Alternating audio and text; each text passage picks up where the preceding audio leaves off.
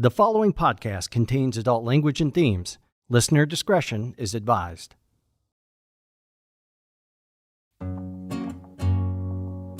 Along with the 24-hour news cycles and the advent of social media, these life-changing events, tragedies, and devastating loss have become part of our daily lives. Meanwhile, our increased media consumption has led to our alarmingly decreased attention spans. These combined lead to short-lived causes like trending hashtags of care, decried support of abusers, and virtual sympathy for victims and hardships. But then, like never before, we quickly move on. In mere days, the thing that brought us all together has faded into the passé, leaving behind only empty thoughts and prayers. And so now I'm joined by a panel who's going to help me unpack this topic, and hopefully you don't stop caring about this anytime soon. This is the Going There podcast.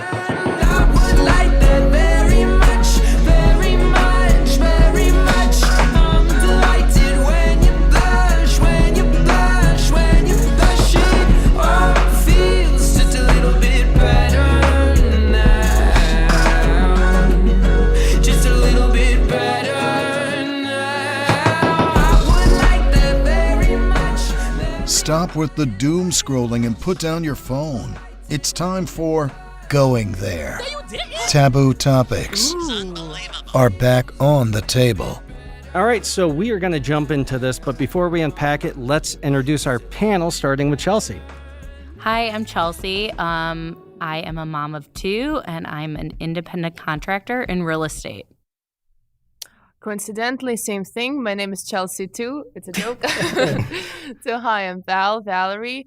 I'm a mom of two as well. I do sell real estate. I have background in journalism, and I am an immigrant from Ukraine. I came here 7.5 years ago. And I did not mean to, your guys' really showed me careers up. and your guys' similarities was not planned. I totally forgot. But basically, if you're looking to buy a house, I'm just saying. 330-692-1652. There it is. I'm Hassan Rogers. I'm a theater artist, and I'm a writer, and I'm an intellectual. That's how I actually described you to I other said people. that just because I saw that little. I mean, I saw that blur. it's not untrue. I like to think of it more along the lines of a pure thinker. So I do spend a lot of time contemplating those issues that piss you off. Mm-hmm. So some of you may recognize Hassan's voice. He was on 2 episodes of our first season. Now you get to see his sexy face that goes along with that sexy caramel voice. And Hassan, exactly what you said. I mean, the reason that you keep coming back on the show and we want you back every time is because you are somebody who, I think this show was born in the studio with you and I, you in front of the camera, me behind the camera, and us just going off and talking about everything. And it was just nice. 2 dudes from different generations, from different cultural backgrounds, from very different religious backgrounds, who were not having a hard time talking about these deep taboo topics and finding amazing middle ground. you know, it's funny because that term uncomfortable truths only happens because we keep these things hidden. Yeah. And we are able to pull the scab off. So. And again, these topics aren't taboo. They're taboo because people want to shy away from them because they're afraid they're going to offend somebody or get canceled. But the reality is most sane adults can have these conversations and find that middle. We have more in common with each other than we do have, the differences. But also, to Val's point, I think it is also because he has a beautiful voice. It is. Well, I mean, that helps. Yeah. That helps. But going back to that also, it doesn't only make you, it's not only you can have that conversation as an adult, it also helps you learn about other person. Because the more if you can have surface level conversations all day. How are you? Oh yeah, I had oatmeal for breakfast today. Fantastic. How do you learn about what's inside of another person? What is he breathing, thinking, living? If you have just that surface level. We've talked about it from the beginning, and even in the last episode, that COVID put us in isolated situations where we weren't talking to those people, and then when we started having conversations with people outside our bubble, we were like, let's just talk about the weather because we don't know how they feel about COVID. We don't know how they feel about X, Y, or Z. And it's so important. That's where empathy and compassion come from, trying to understand our fellow man. So we live in this fast-paced world of this nonstop news cycle. And while I think it's really important to be informed and to stay informed, it also creates a lot of problems. And I think one of the big things is it creates this nonstop awareness of terrible things happening to the point where even one of the most well-adjusted people can become numb after a while. And it makes it harder to care about things, I think. I think to like our generation is 9/11 happened, and that stuck with us for a long time. I feel like we did not, feel like in some ways we never moved past it, but 2-3 years later, it still felt like we were living through 9/11. Nowadays, it's like, what school got shot this week? Let's move on. I hope they didn't, mess up my morning commute. How do you guys feel about just that kind of idea of nonstop chaos and the ability of the people around you to give a shit?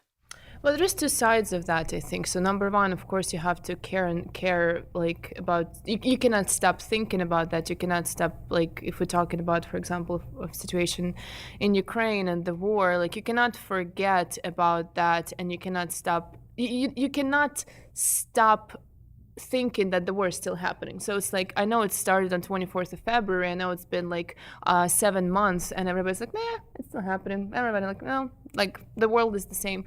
But it's the purpose of bringing awareness to any topic like that is not for you to stop living your life, or like, it's just like it's not to make you miserable. It's for you to be aware. So it's like you need to understand that you need to help, and you need to like understand that like the world will slightly be changing also, because it's like this will have a very long-term effect on many people in their life and on the situation in the world in general. So, but I do think that I think mankind has a hard time between being aware and letting it turn to like apathy. I feel like you ask the average person, like, isn't it horrible what's going on in Ukraine? I think a lot of people are like, oh, is that still going on? Like, oh, it's not even a big thing anymore. Oh, ouch. Like, again, maybe I'm just in a different environment where in my world, it's like, it's still like a very big deal. That's exactly why. So we can jump into that. I mean, so you're from Ukraine, and obviously when that happened, you were one of the first people who came to my mind. Well, actually, so what happened, it was 24th in US, it was still 23rd, because like it was 11 p.m. and I was like, my kids were sleeping, George was sleeping upstairs, I was just downstairs doing some work, and my mom came downstairs and she's like, Lera, somebody, like, she calls me, that's my Ukrainian name. Say it again. So Lera. So it's like Valerie, like my name is Valeria, so it's like the shortening would be Lera. Yeah.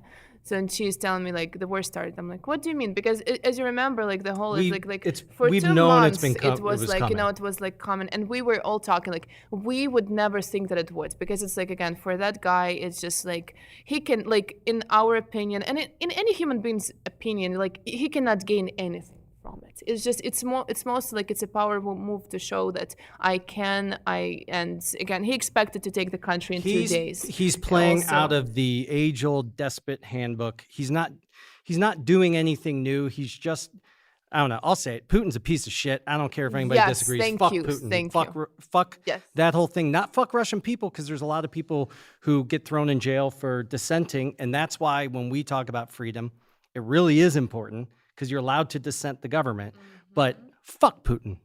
Anyway. Big time. But yeah, going back to that, and it's just, again, it's like I still have a ton of family there. It was just like one of the nights when that happened. You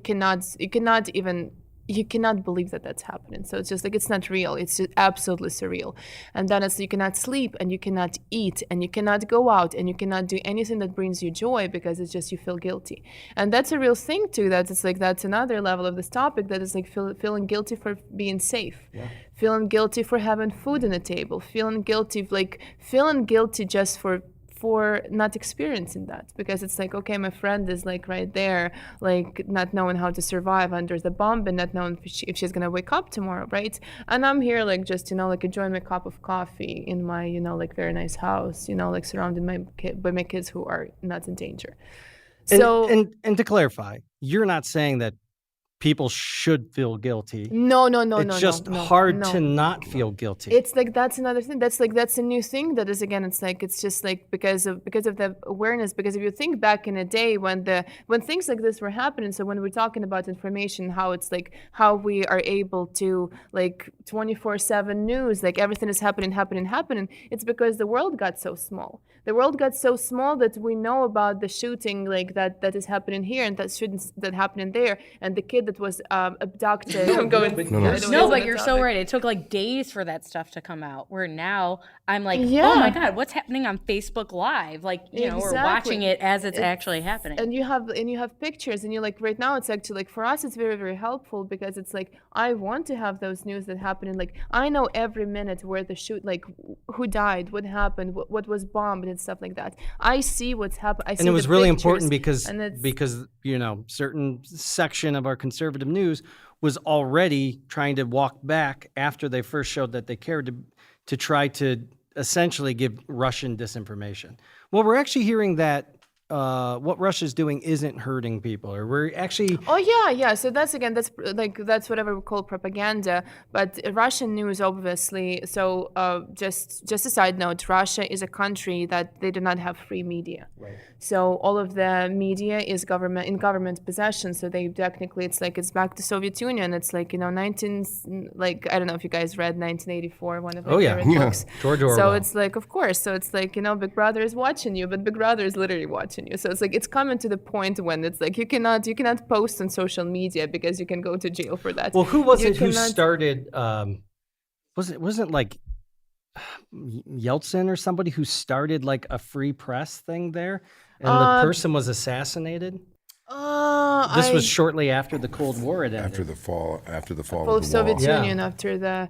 It was one of the big guys in Russia was like, this is important. We need to have some free media, but it was never really free. It was never really again separate. It's like it was going like slowly, but it's like even if like they absolutely don't have any free press, like any free media, because even the sources that claim themselves free are owned by oligarchs that basically like it's like report to Putin. So there is no such thing. Like probably YouTube would be the free media, but also you can go to jail. But they're restricted. For that 100%. As well. Yeah, and they're restricted from any media sources that can be compromising this truth that Kremlin is like.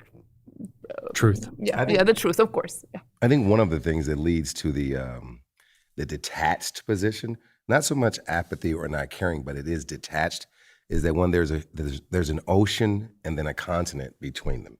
So there's an ocean, then there's Europe, then you're almost in Asia by the time you get to Ukraine. And we're sensitive to what happens first. So in the beginning, you had American politicians saying, oh my gosh, Putin is going to go to war. And then you had some Ukrainian officials who were stuck between a rock and a hard place. Well, I want to calm my nation, so they're telling America not to fan the flames.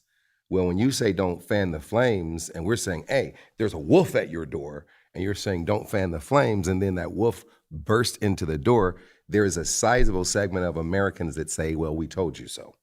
And you didn't react when we said so. You didn't do what we said do. And well, again, there's that segment. I mean, like there's 100%. That group of people who actually say, well, okay, when he came into Crimea, if America really cared, we would have done something then. So we didn't do anything during Crimea. Then there's this segment that said, well, we would do something if it was a different president. Well, we had a presidential change, and then we still didn't do anything. And then it was, well, we'll do something else if we get a reasonable president in. Then we get supposedly a reasonable president in. And then there's been no pressure from our top levels of government as to what we should do. So if the president says, okay, America, we all need $5 because with these $5 from each one of you, we're going to give a weapon to everyone in Ukraine. That's the second we'd stop caring. You'd see action. You'd see action. I don't know that we would. I get so many of those emails every day from Tim Ryan. I'm like, dude, I was really trying to volunteer for you, but you're pissing me off. Stop sending me those text messages. You would get a reaction because one, there's no connect. There's no connect between American dollars and resources going to the cause, and then there being some definitive answer of here's what the resources did to help. So there's a sizable segment of America that says we don't want another Afghanistan, we don't want another Vietnam, where we're pouring money into a situation where government is unstable and we don't know what it's helping. For sure. I mean, but let's take a look at something domestic, right? You were talking about the guilt complex. I had a very guilty lunch with Hassan right after George Floyd. And I say guilty, not that because I did anything, but it's like, I don't know how you're still like keeping your head up and not feeling like shit right now. And there was real guilt there. Because honestly, I could have walked over, flashed a gun in front of a cop probably 5 minutes later. I would have probably been fine. You know, they might try to talk me down for a few minutes. Domestically, I mean, everybody mourned for George Floyd for about 5 minutes, and then we moved past it. Not the whole country. Ukraine, like Val hasn't moved past Ukraine. No. But many Americans have, sadly. I'm not one of them, but there's a lot of people who stopped giving a shit. We think money matters. So you hear 800 million, then you hear another 200 million, then you hear a number like 1 billion. Well, to the average American, when they hear, "Oh, we gave you $1 billion," you know, if you guys can't win, I'm just no. That's I'm the going to guy stop at the you bar right there stool. because it's like there is a difference between allocation and giving money. Because it's like, I'm going to tell you right now. So it's like not like, I'm going to say right now, first of all, everybody were super, super generous. People were reaching out to me asking, how can we help? So I cannot say, when you say about $5, I have no doubt that everybody will take that $5 and give that to stop the war. As I long have as no you doubt. don't bring it up again and don't bother me with it. I don't know. But And if again, it's to a like, direct person, I had I mean, great experience. no one wants to give to a People were politician. beyond generous. So I cannot say how grateful I am. But at the same time, again, it's like when we're talking about the government, and I have a lot of Ukrainian American friends because I'm very involved in Ukrainian American community in Parma, Ohio. We have, it's called SUM, it's Ukrainian youth organization. And there's a lot of there's a couple people that I know that literally the gentleman, it's my friend's father. The minute the war started, he stopped his company. He took his wife. He went to Ukraine. He is there till today, stopped his life. He started nonprofit where it's like 100% donated. So he donated his time, his money and everything, just helping there. And so far from what I've heard, not to offend anyone, everything that we received, any weapon that received from America was not like a real weapon, but something that was somewhere in a bag that did not really work, and they just donated that. Not and they did not. Sounds about right. So, and when we're talking about the money that were allocated, I don't feel like we received, the country of Ukraine received any of that yet. So that's like when we're talking about budget allocation, there's a big difference, unfortunately, between allocating the funds and actually we've giving seen money. that. We've seen that forever in our country. I mean, there's a reason Afghanistan. We had to go to war with them in the first place. Yeah, and then We you left $1 million of equipment there for the terrorists. So that's great. A topic that I hope to stop talking about on this podcast at some point is COVID, but of course we have to talk about it because COVID is the perfect example of it's trending, we care. 5 minutes later, why are we still talking about this? Your whole family essentially got COVID, and you still have long hauler syndrome, right? Yeah, I have now she's 4, but she was 3. My daughter, Lily, she gave it to everybody in my entire family. We think she got it from daycare, but I think she got it from an outdoor party. And she gave it to my husband, and when he was out of quarantine, I got it. And I had it for like 2 weeks, but I was fully vaccinated, Delta variant, like pretty healthy 30-year-old woman. Like I should do okay. My mom came over like sobbing, was like, she needs to go to the emergency room. I don't know if I was like unconscious for like 24 to 36 hours. I remember my husband like trying to pick me up to take me to the bathroom and be like, you have to go pee because you're going to piss yourself. Like if you don't get off the couch. But still to this day, I had my doctor run blood work and he's like, you're fine. Cause I'm just tired all the time. Like if I don't get like a nap at some point, I can't make it through my day. It doesn't help that I have 2 children that probably like ruined my life. But, you know, other than that, Children are a blessing. Children I are, love them. I mean, am like, other I than want to they feel like ruin your I'm life. obsessed with my kids. I only say that because I'm sitting next Well, to can I Matt. ask you a question? And this is to all three of you guys. What was for you before COVID, and what has changed since COVID? So I will start with COVID's been blessing to our family. COVID been blessing because for our family, because I have not seen my husband for years, and all of a sudden he's working from home and my kids have a dad.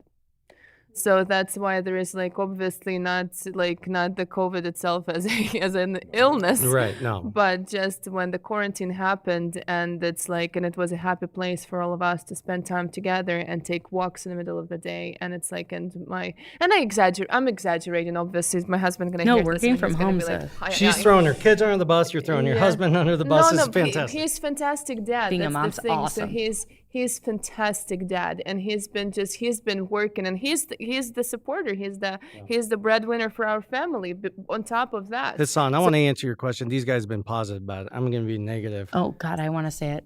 I'm sure we're going to have the same Oh, answer. no, actually, probably not. Go ahead. I was going to say it changes the way I think of people. Yeah. I Actually, feel that's like not far off. I look at people and I'm like, you got mad at me for being 9 months pregnant and not wanting to go to your party, even though like I was unvaccinated because the vaccine wasn't out. yes, And you yes, acted yes. like I was being so selfish by trying to protect myself. And here, then I got it like 9 months later, fully vaccinated, still had to call my doctor, be like, you need to be on watch. And it's like, holy shit, good thing I was worried about it. I probably would have died. I was fully vaccinated at that point. So I'm like, everyone's selfish when it's convenient for them. Everyone thinks like COVID's convenient when they're like, oh, you know what? Let's be scared. But wait, now this party's about me. So Chelsea, if you're not there, I'm going to be really sour. Like, how is that fair? So COVID starts, and there's like that 1 month where we're all like, we're in this together. People are like cheering on the doctors downtown New York City. And then like a week later, people are like, I mean, who gives a shit? Then It's all old people dying. yeah, it's all old people dying, or, you know, there's a political agenda behind COVID, or, it's just horseshit. And the thing is, it showed a real lack of empathy and understanding. And it plays into this topic. Like, people would get it and they would send, of course, we had to say it, thoughts and prayers. Our thoughts and prayers for Ukraine, our thoughts and prayers for your grandma dying. But it's the lack of like understanding. And I don't think it was directly COVID. I think COVID was the catalyst for it. And that's what it's done. I've been working back up towards rebuilding my faith in humanity. I do believe that the average person They're all probably is good and that we have things in common. But I do think that people have become far too comfortable being extremely selfish and unempathetic. The thing that makes me so upset about this time in our world is it's taken away my ability to hope and have hope and optimism about humanity in general. I'm not saying I don't have any, but Hey, come on! But why is it? It's like I agree and I understand, but also it's like, why do you care if they care? You know, it's Well, because like, they were putting us at risk. Well, like, Well, no, that's because a different story. we're So it's like, on the why do you, like, same you understand that planet that person isn't reasonable. When somebody's telling you, oh yeah, you're not gonna come to my party, I'm sour. You look at her like, well, you're unreasonable. It's not gonna change. Like, it should not make me feel bad, or I should not like. it's not about making me feel bad. Yeah. No, I so- wish you could come around and hang out with everyone I do because I get attacked all the time. And I'm pretty loud. So, like, I'm going to need you to follow me around and start telling everyone I don't care because I have a very loud family that, like, have almost written me off over not going to a party that I didn't feel comfortable being pregnant, unvaccinated. And it's like, if it was a party for them, though, I better be willing to risk my life and go there, or now they're pissed. Even though they were pissed 2 months earlier, if they had to go to the same situation, everyone wanted like whatever was convenient But for it's them. like, it's human nature. So come on, it's like, this is the basic survival. So it's human nature. You have to be selfish at times. You have to be like, you have to think of yourself first. It's like you have to put the mask on you before you put it on your child, because Yeah. you need to think of your survival. There's So it's a like, lot of that's- people who are putting the mask on themselves and going, fuck it, kid, you're on your own. Well, it's that's a whole different story. But because if we're all just looking out for number one, there is no future. There is no planet. If people don't give a shit about the climate, there's no planet. If 100%. if people don't give a shit about our children, which is happening a lot, then it affects all of us. If people aren't doing something to curb gun violence, especially in schools, that affects everybody here. Yeah. And so how does it feel when you hear thoughts and prayers? School just got shut up. Thoughts and prayers, let's do something about it. No, we don't need to do anything about it. So why do you think, again, so obviously, you know, that in most of the countries, that's an uncommon thing. So it's like it's They only don't have seems guns. to, exactly. So it's only happening in the United States. So why aren't we doing something about that? And something you have in about your that? constitution, obviously, that you have a right to carry a weapon. It is, again, but I'm not saying that it's like constitution is like 79. Oh, look at me. So 1796. So it's like, again, it's kind of outdated. So it's like I totally understand that, and there should be like much more serious screening. And you cannot go to Walmart and buy a gun. Well, Bottom you line, could you for cannot, like you can that Like, you should think not that be shouldn't be? possible. That should not Thank be you. possible. But see, So let you me hold on. Let me speak on Yes. this now. From someone who comes from the marginalized population of America, who has seen the government officials, the very people who are supposed to protect you, with their foot on your neck, I don't think you can own enough weaponry. When you are black and you've seen people come through your neighborhood and do what they want to do what they want to do to your father, drag them out of their houses, hang them, beat them. You can't have. There was a reason why they didn't want blacks in World War II, because they didn't want to arm the black man. The Because they problem had is I done don't think so you guys are much. buying enough guns. Well, 'Cause that's- then we yeah, might see- see Yeah, I was some gonna say it's changes. not helping.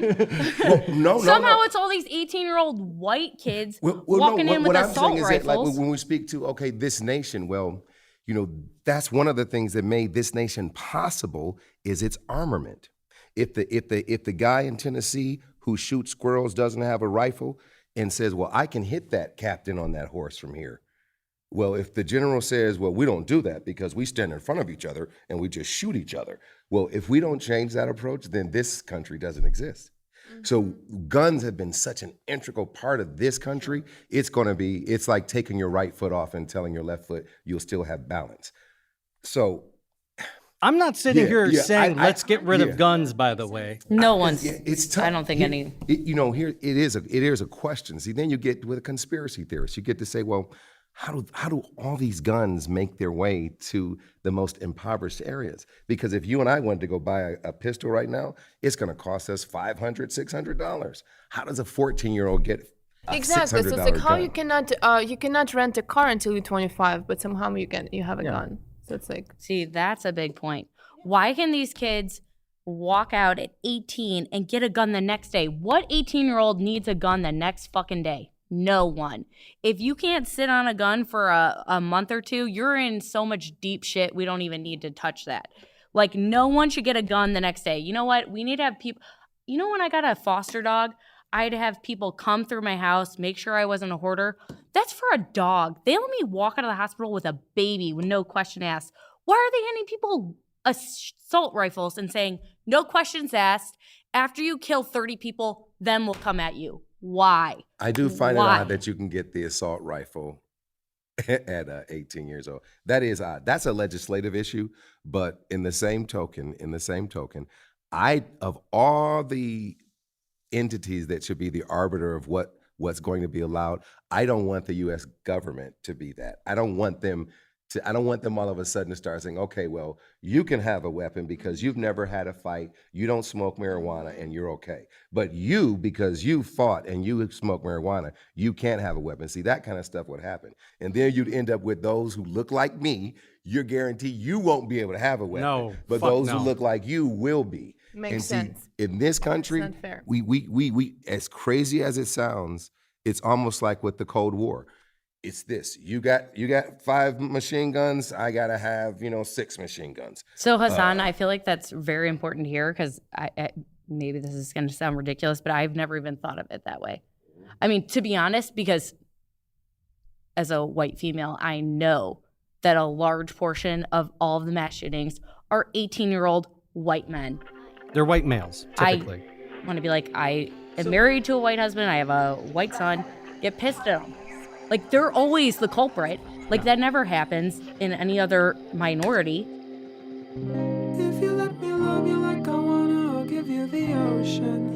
This episode, Evan Crommett steps into the musician spotlight. He's a singer-songwriter born and based in New York City. He's committed to producing new tracks in his bedroom studio, sidestepping the genre police, and officiating the marriage between music that's sincere and music that slaps. Evan's got some great TikTok videos and covers as well. You can check out everything at evancrommett.com. All I've ever wanted is to be around you, darling. Think about it, who can make you smile like a safe room when you need that hush, like soundproof. Come through and let your mind go quiet.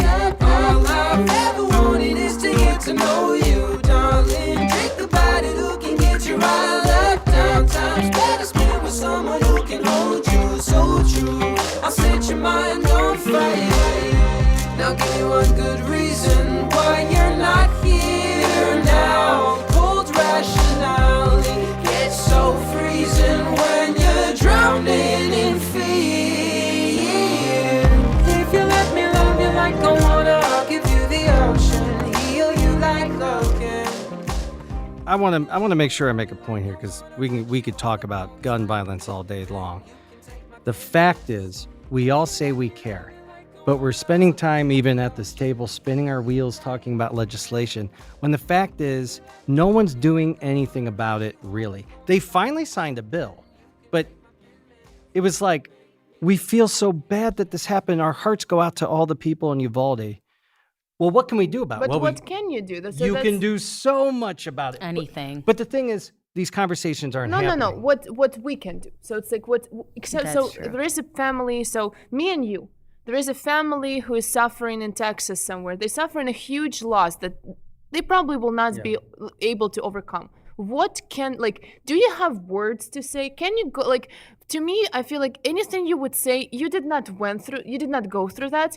Your words are worthless. So it's like almost like the thoughts of prayers became this thing you're saying just to comfort someone, because that's the most, like, there is no words. You cannot find words to say and express. I have no problem with anyone saying, my heart goes out to you, thoughts and prayers. We're talking I have a about big caring. problem when someone says thoughts and prayers and then turns around and fucks you in the ass. I have a big problem with that.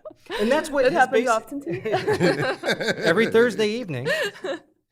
According to NPR, in May at the time of Uvalde, there were roughly 1 school shootings every week in 2022 in the U.S. I don't want to send my kids to school like that.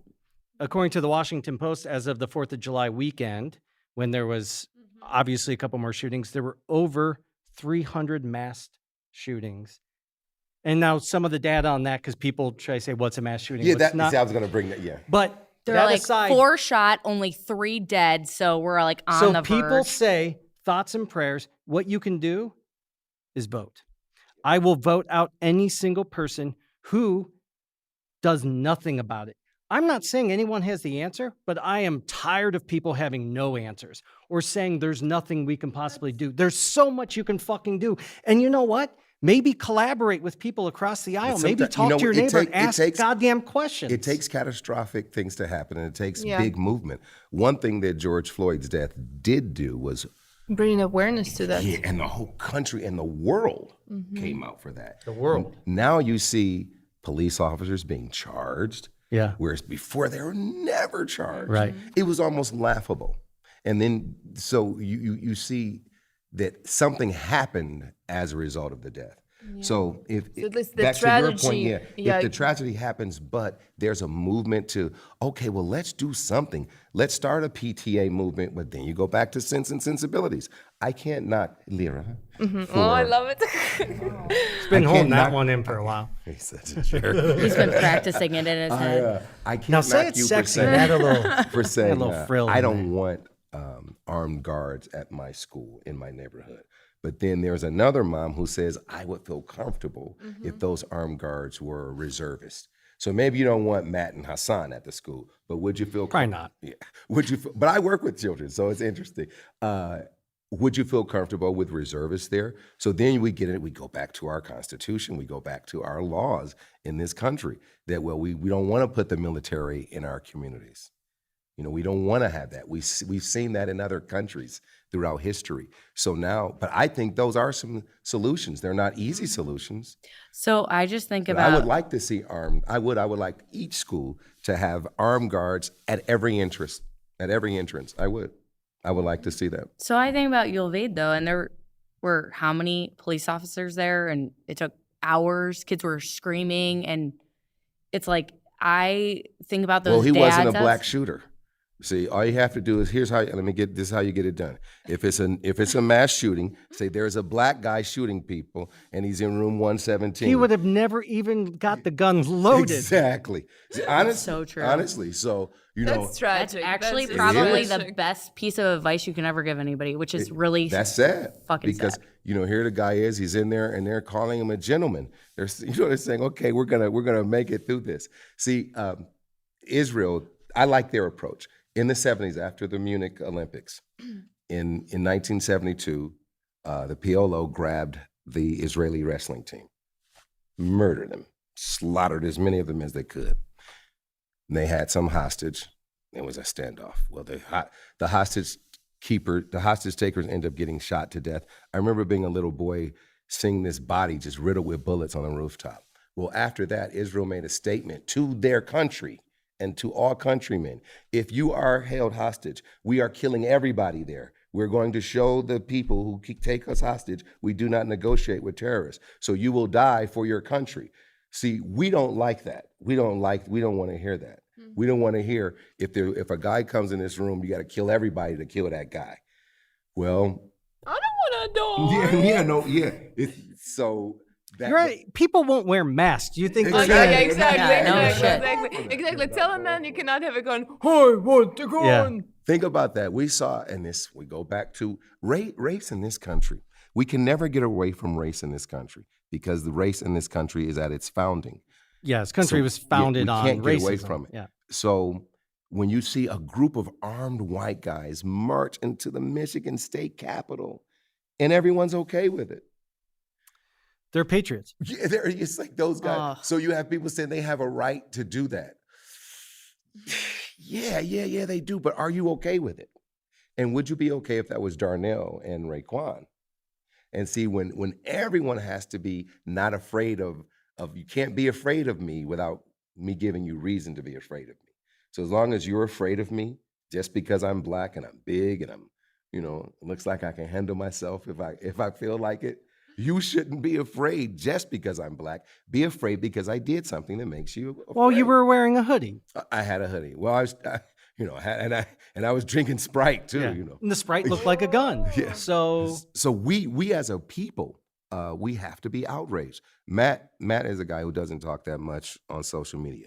During George Floyd's situation, he's attacking white people left and right. Well. Was I really attacking white people? You were. I just went to dinner with you and you attacked the white waiter about being But what that did is it showed other people that, no, I'm not okay with it. I'm not okay with racist people who happen to be white. So we need people. We need that. We need more of us. Like we need women to not be okay with men passing laws that govern your body. Oh, come on. I couldn't be more vocal. I can explode right now because that's we ridiculous. need you to be rabid. We need you to be enraged.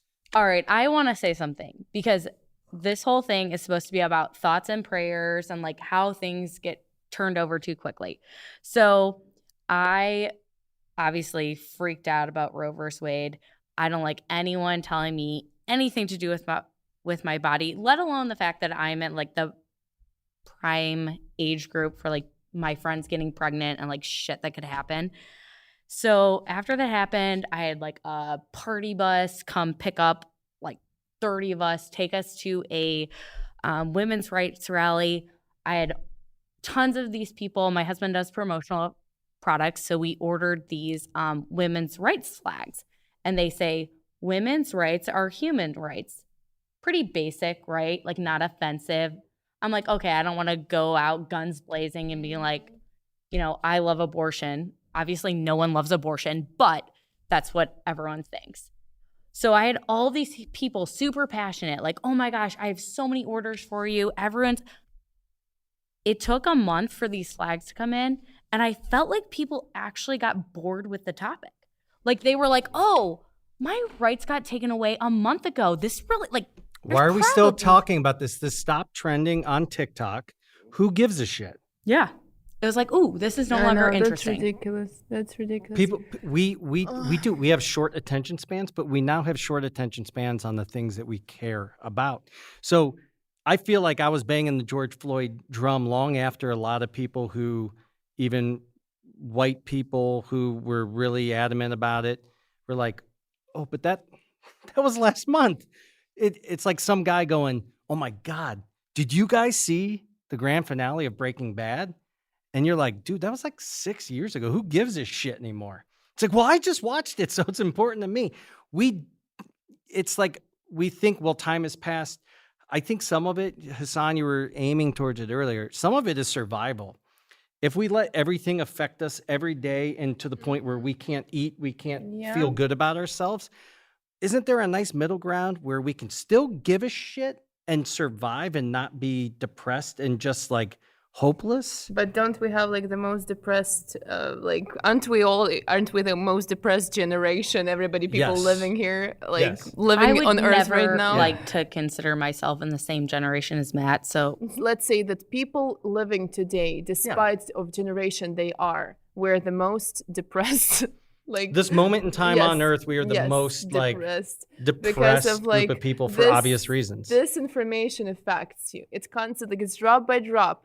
George Floyd's death, war in Ukraine. I cannot get an abortion. Nobody cares about me. I can die from COVID and my family doesn't care. Like this all, it leaves the impact on your brain and your nervous system. And we know that the nervous cells are they just basically barely regenerate. So that's why you're losing that, and then you're like on your like little, I don't know, what's Xanax, whatever people take. I was gonna say, how many antidepressants is legal to give someone? Because I'm gonna need to know that number. I'm taking antidepressants, by the way. Yeah. So this is Who the isn't? face. I This don't is the face know of depression. one female friend of mine that is not on an antidepressant. Yep. Or they're lying to me. So this kind of goes back to my point where you asked me, why do I care? I care because I give a shit about my fellow man. I am sad. I disagree. I did not say, why do you care? I never said that. Why does it matter to you how other people think? No, I said... It matters to me how I think the general public thinks and the people in my circle. I talked about it in our first episode of the podcast. I've lost a lot of friends and family over just basic common sense. And where people don't even want to hear what you have to say anymore. They'll gaslight you before you get 2 words out of your mouth. One of the things that, was a pivotal point in my immediate family's time is when Lindsay and I had a miscarriage. My wife and I had a miscarriage. And the reaction to it couldn't have been less compassionate. It was very much like, oh, that sucks, and thoughts and prayers. And when we talked about it at a later time where they wanted to have a FaceTime call, and I was like, Lindsay's like, this just happened a couple of weeks ago. Lindsay's still having a rough time. I don't think she wants to do a FaceTime call with the kids and stuff. Like, she's reeling from it. And it was like, fuck you guys. You're still whining about that? That was kind of the reaction that we got. And I don't have to worry because none of my family listens to this fucking show. So, they don't like you anymore. They don't talk to me. But you've gained a brother in me. You've gained a brother in me. Aww. I mean, no, yeah, but honestly, you were my family. That's really That's cute. right. That's right. But it hurts my heart to see people at their worst and doing it with such angry, vitriol, hate, and narcissism. It bothers me. It bothers me because I wonder how do we possibly recover from this? So much so that a big part of the reason why Lindsay and I decided not to have children is because we're so worried about what the future of humanity looks like if this is how we trend. Okay, I'm gonna take it in a very esoterical route right now, because there is a theory that that in next 50 years there will be the new generation of people. So it's like, again, new generation of people doesn't mean that it's like we're gonna regenerate into something different, into a different form. We have to evolve, otherwise we're fucked. But it is like, so it's like many different like old transcripts and stuff like that says that it's like that will be the new, like, I'm not telling that we're gonna die off like dinosaurs or anything like that. So it's like, I think we're gonna have to move off planet and become something different. Almost, it's probably gonna be like I don't know. My intake on that, so maybe, like, for example, autistic people, how they think differently, and they evolve differently, and they're just like different in many ways. So maybe, and that every year we have more and more autistic kids, and we like blame it on environment, and we blame it on this and on this and on that, but it might be also like the different way of, You think it's an evolutionary adaptation? Yes. Like they're the actual X-Men? Yes. We thought the X-Men were gonna have different powers, and it's... Yeah, and you would think like those kids have different powers, like for sure. The world got smaller, but we're also much more isolated than we ever We've were. isolated ourselves. We were isolated for months but like we were still all connected. And again, we all were on the same page for like a week at a time when these major events happen. But then we quickly go back to like this is me, I got to take care of me, fuck you, you're different than me, get out of my way. Yeah, but we generationally, like, generations isolate themselves. So it's like the way, like, we're obviously not going about like raising kids in caves with, like in a very, very big community, but also like the family is getting smaller and smaller and smaller. 100 years ago, people would live with their parents, then that died off. So now you have like smaller amount of people living by themselves. It's idiocracy, and right? Also, I mean, that's exactly what happens in the movie. You don't go to work anymore. You stay at home. You can do everything you want from the computer. You avoid going to the store. You avoid going to the party because you don't feel like it, because it's like Netflix and pizza sounds much better. I thought you were going to say Netflix and chill. I know. Yeah, Netflix and pizza, I think, might be the new thing. So it's like, like eating dinner in front you of can't TV, chill as long as like Roe v. Wade's overturned.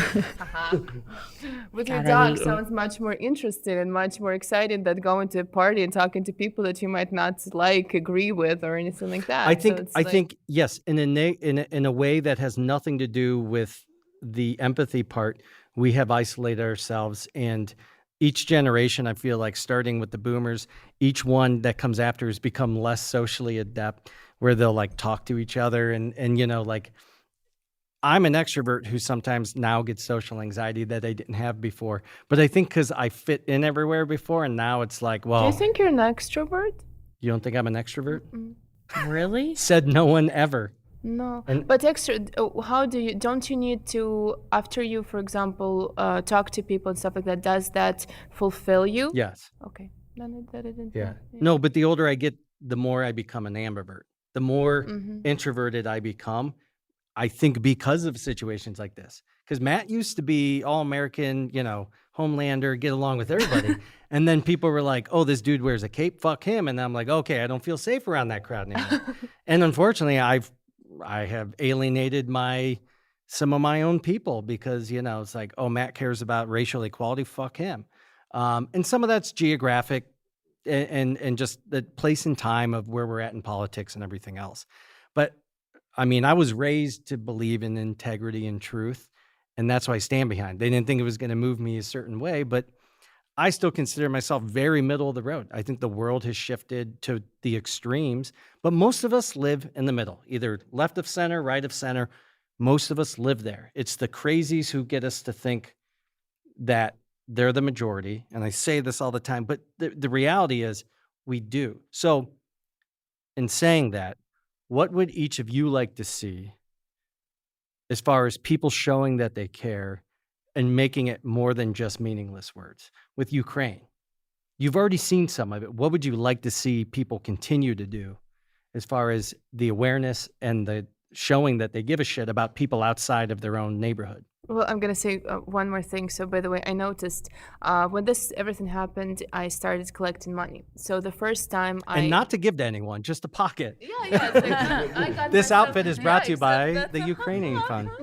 Yeah, it's a joke. So whatever. So I started collecting money, and I didn't start collecting money because people started reaching out to me saying like, okay, how can we help? And I started collecting money, and then it's like we did like again, it was very, very big impact because there was real people whom we really saved. So there was a family who freaking like left Mariupol, and you know that territory took the biggest hit, and they did not die thanks to the money that were donated. Yeah. So that's a quick impact, and it's right there. And I was saying the same thing that I wanted to, because it's like when this happens, it's like, what can I do? What can I do? What can I do? Like, I cannot do anything. So it's like you do a small thing, thinking like, okay, at least like it makes you feel a little bit better because at least like this happened, and I didn't feel like as awful as I did today because it's like I know one person got saved. So but that's what I think a lot of not to justify some of the inaction, but I think that's what a lot of people feel. And I understand the exhaustion and the overwhelming feelings when these horrible things happen. But I think so many people think, well, what can I possibly do? So they do nothing. But sending you money and words of support were huge. When you sent an email to me that said, thank you to everybody who helped and here's what we did, I was like, holy shit. But I still felt like, thank God for Val. Everybody were like, oh my God, this is awesome. Awesome. So I waited a few weeks and I posted, and there was barely any response because nobody cared anymore. And I'm like, but we still did this. I'm like, but look, we saved these people. We did this. And they were like, you know, like I got 3 thumbs up because before like everybody were raving about this. This is amazing. Let's do more. This is cool. And then it's like, okay, good. It's like, it was like an old news. And Isn't it sad? And I was like, oh, but we did this. Come on. It was great. You know? I think it was really smart to strike while the iron was hot. Give us the money now. I take it from a different perspective because I don't feel like anybody have to do anything. I don't expect anyone to do anything. And the fact that I did not even have to ask. People just get like, you donated. Like, I didn't have to ask. You just like, oh yeah, I'm just like, you just did I felt really bad. I want to share this. I felt really bad. That's not why I donated. And that's not why you did what you did. The guilt is only a small part of it. Yeah. I felt bad because when I first met Val, I would joke with her about, you know, in Mother Russia, vodka drinks you, yeah. you know. And I she hid would always him. tell I me, hid I'm him not multiple Russian, times, I'm and from I'm still a Ukraine. little offended. Yeah. Why does that not surprise anyone here? So then she's like, and you're an extrovert? No, it's just like, no, it's like we. But then when that happened, I was like, I feel bad even making those jokes now because it's just not funny anymore because Putin's a fucking asshole. And, you know, but yeah, there is a big difference. But I wanted to show that I cared more than saying thoughts and prayers. Well, and I appreciate it. And again, and there are a lot of people who did. So that's why, like, I even feel bad saying that. It's like, oh, you guys don't care because people freaking do. So that's how we should probably like even change that topic and saying because people freaking did. People did care. People donated. People whom I did not speak for years called me like, "Are you okay? How is your family? How can we help?" And they still because do they that. saw it on a personal level, and I think that's how we get people I have to one care. more question. I was talking to one of the producers of the show earlier before we started taping, and one of the things that came to my mind about this show was, has the last 3 or 4 years, have they strengthened your belief system? Have they challenged your belief system? Do you find yourself even more spiritual than you were before? Are you less inclined to think about divinity and things like that? Mm-hmm. How did it affect you in that regard? Not just COVID, but from Trump on. That's a great question because and I don't know if that person teed you up with that or if you teed that up because huge existential crisis. Because I kept asking, can things get any worse? And like, where is God? Where's this fire and brimstone God that we kept reading about? I got real dark for a minute and I was like, I don't think I can believe in God. If God can't show up and do this shit now, what's he there for? I think it redefined it in the long term. It definitely didn't strengthen it. It made me question everything I've ever thought I believed. Because let's be honest, we've seen humanity at its worst in some ways. We've seen some of the ugliest parts of mankind. So I feel like that's a way more positive outlook than I'll probably have. That was positive.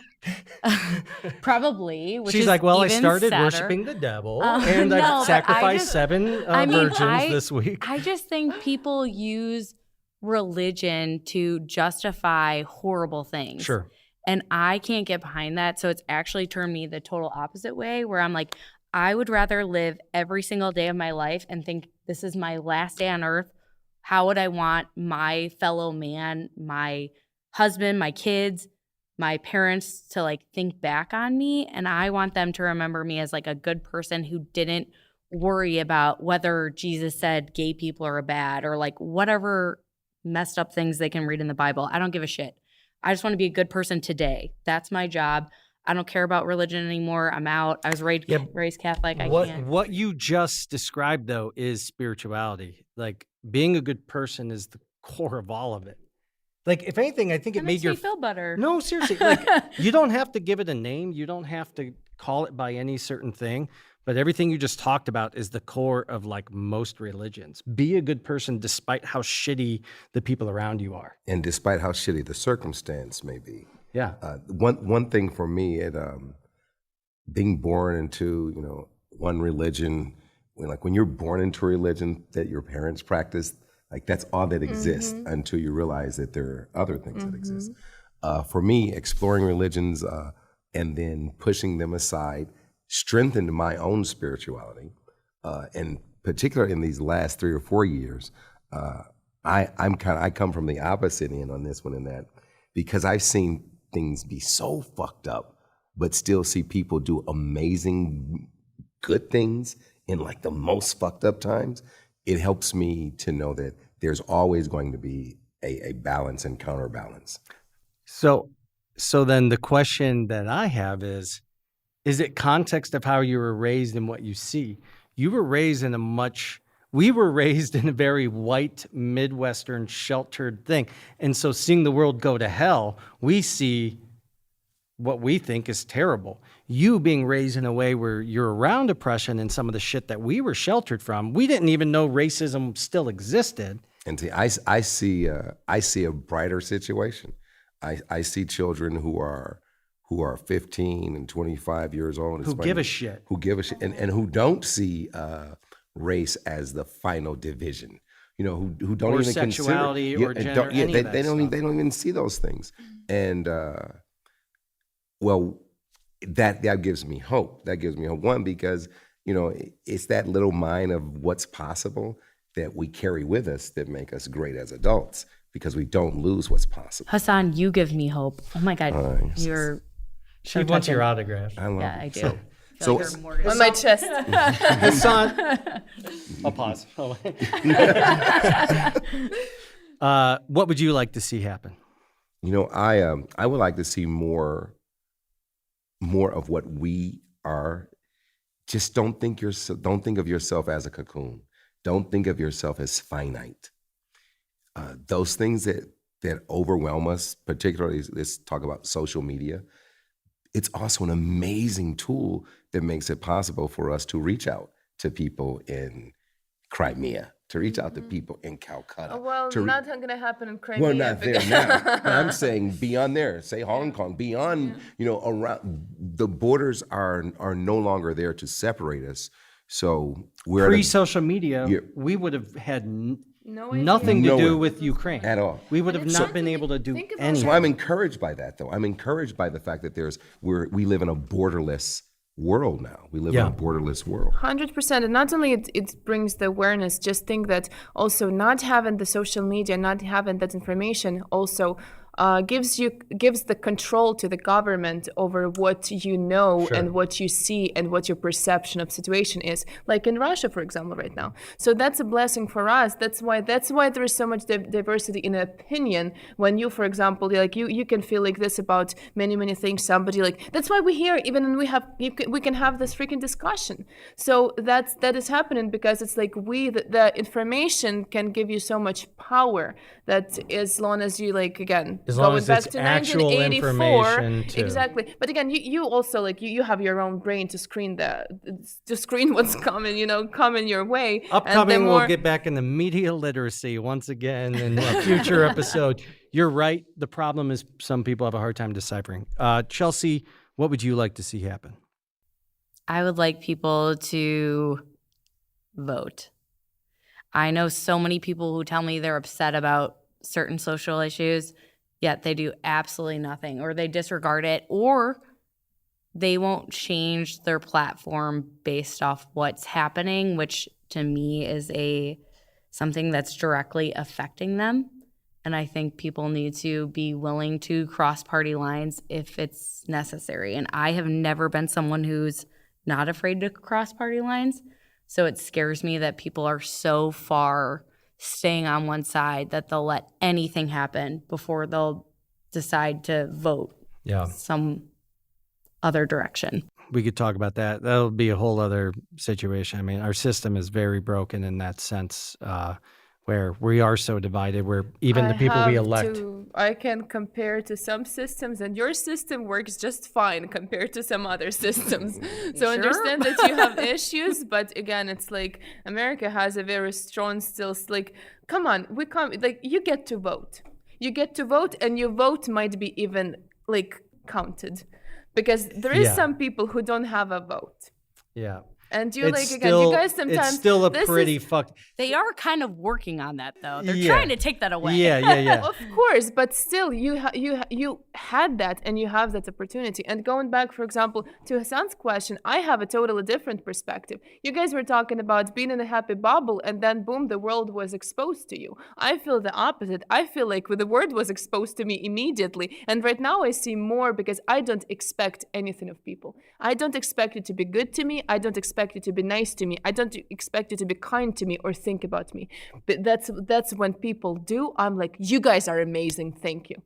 Because it's like, that puts you and Hassan in a similar boat.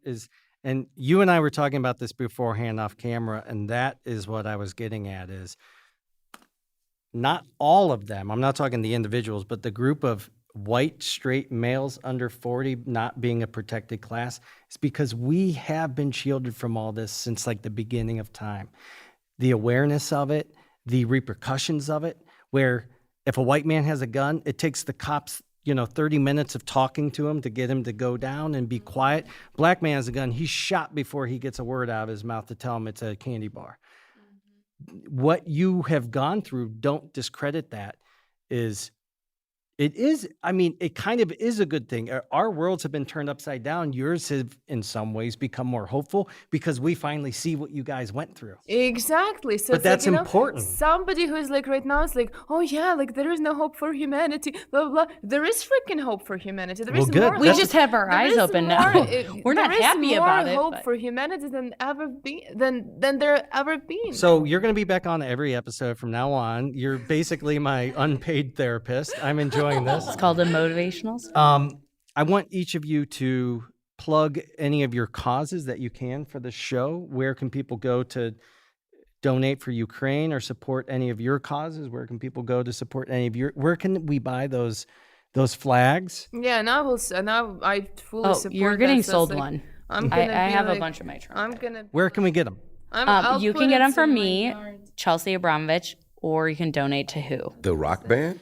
You fucking know the rock band? Who? Yeah, the who? Related. Well, ever since they played the Women halftime have show and it options. didn't go so well, they're really slumming these days. Yeah, if you want to donate there, you can do it at donate.who.foundation.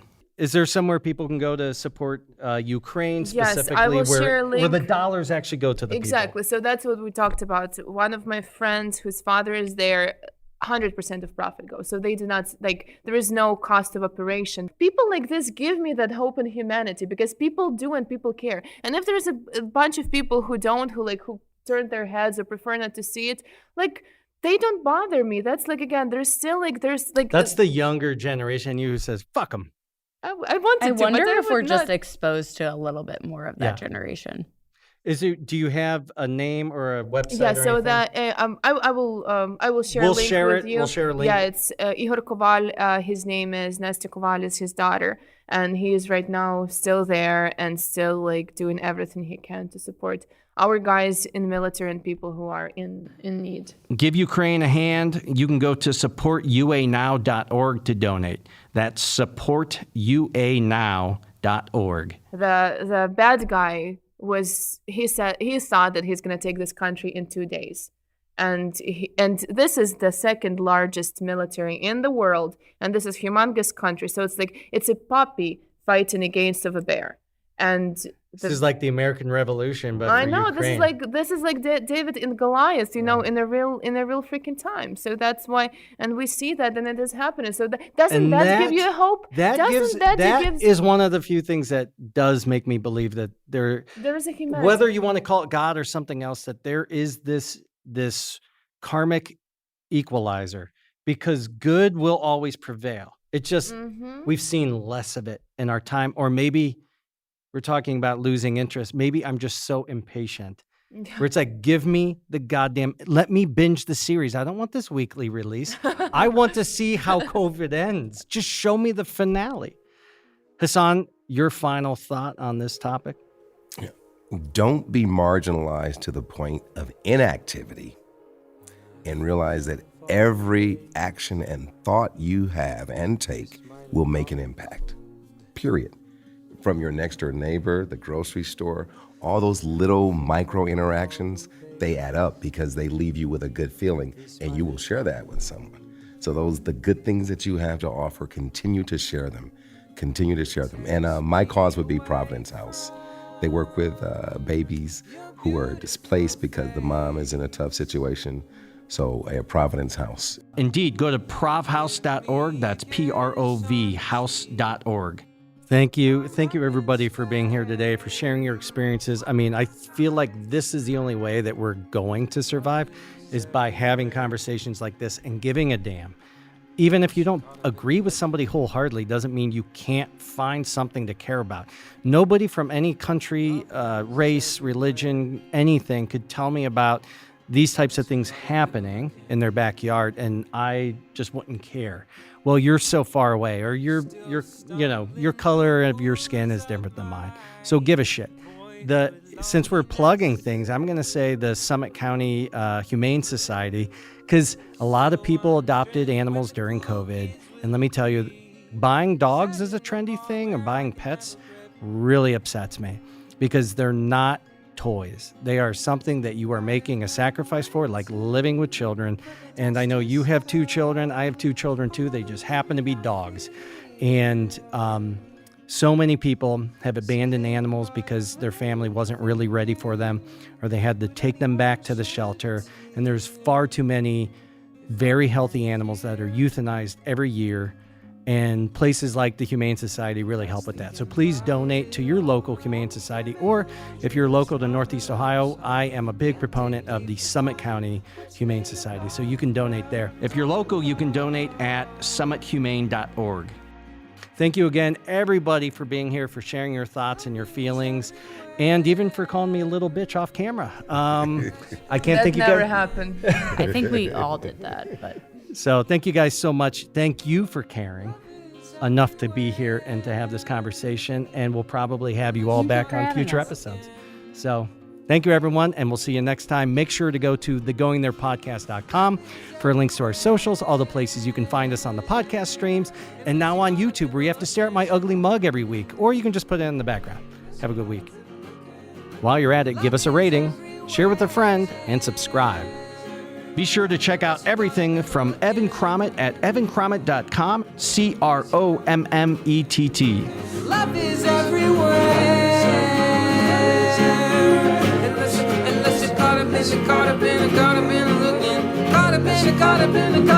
looking. Love is everywhere.